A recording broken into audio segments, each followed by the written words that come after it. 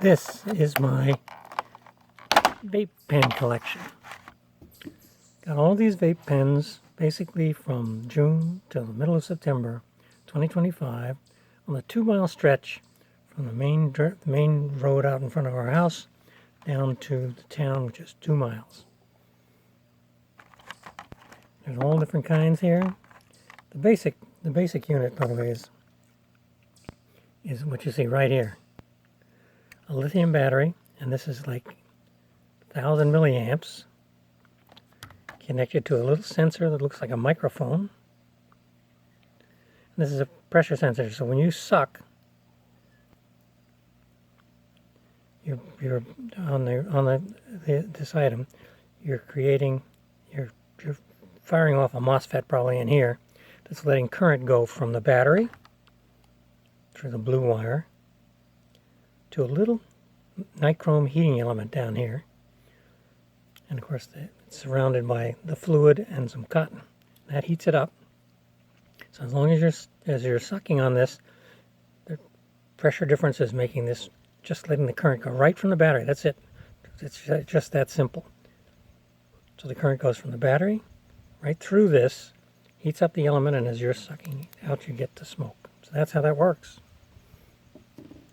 And these are the ones I found. And some of these are pretty damn sophisticated. I'm going to have to show this probably inside to be able to see how this lights up when it does. I don't know if you can see that.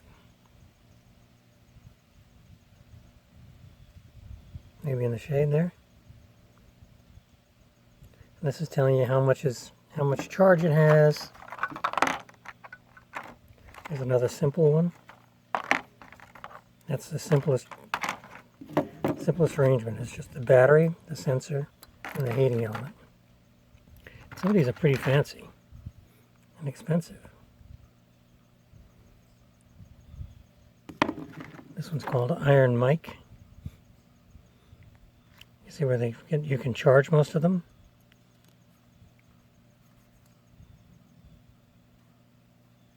This one is Frozen Grape.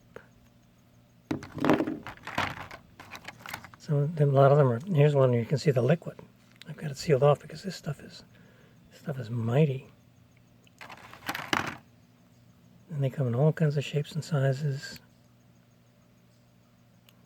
I'm gonna have to show this inside because you can't see the letters, but small ones, big ones, and most of these, the batteries are like 1,000 milliamps.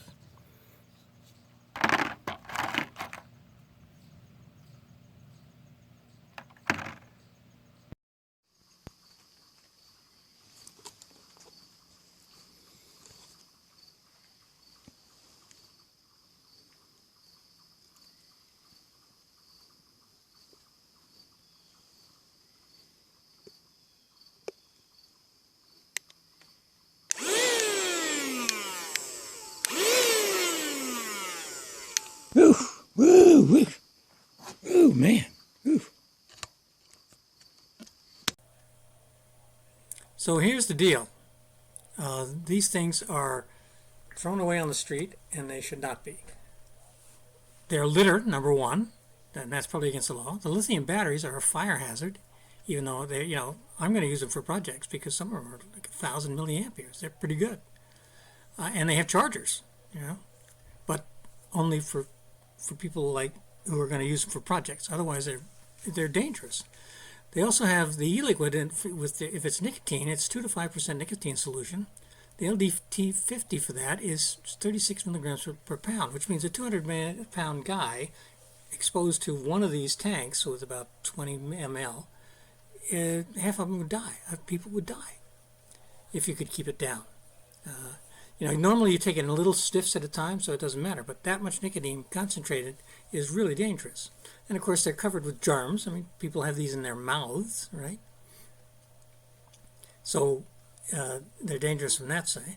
Another one is many can be reloaded. Now, you have to find the plans for that on the internet, but they can be reloaded with CBD, THC. So they're dangerous from that standpoint, especially, most of this is if kids get hold of them. And of course, you're wasting scarce resources, both in the electronics and the batteries. So these are not disposable, and they're risky. They should probably have a huge deposit on them. Again, here's some examples. The one on the left is the old simple kind. The battery, the tank, and the electronics is just the microphone, they call it, and a heating coil in there, and that's it. The new ones, you see all the electronics. I've shown those lit up. There's one. This one's got like 10% smoke stuff left, and 30%. It's currently 30% on charge, but it could be. Obviously, I could take this up to 100, and I have. So this has been a public service announcement, and I hope you enjoyed it.